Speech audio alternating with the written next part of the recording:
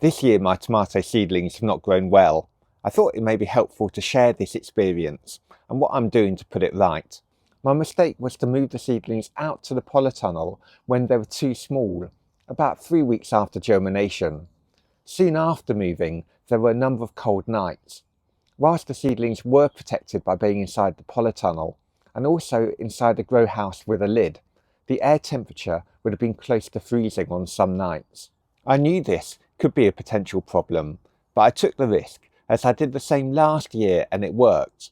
I risked it because I grow about 20 tomato plants each year and I wanted to use the warm places I have at home to germinate more seeds. Moving the tomato seedlings to the polytunnel freed up space. The impact on growth is shown here. My homegrown tomatoes are much smaller than the shop-bought plants next to them. They also have much darker stems, almost purple.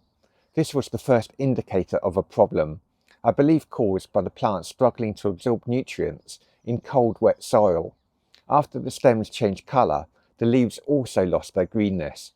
Interestingly, I've asked a number of people how they've got on with their tomatoes this year, and they've had a similar experience.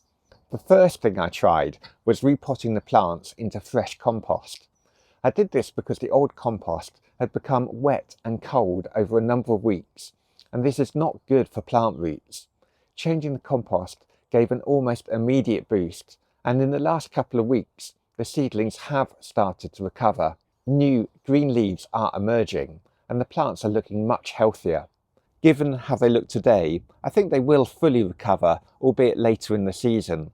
And despite losing some seedlings, I have enough plants for this growing season. However, I have bought a few new tomato plants from a garden centre, mostly cherry tomato types. The plants are much greener, the stems are thicker, and the plants look more vibrant. I bought these because likely my own tomatoes will fruit late this year, possibly by the end of July. I hope the short-bought plants will harvest 1 month earlier, and I've chosen cherry tomato varieties as these ripen faster. These will fill the gap before my own plants harvest.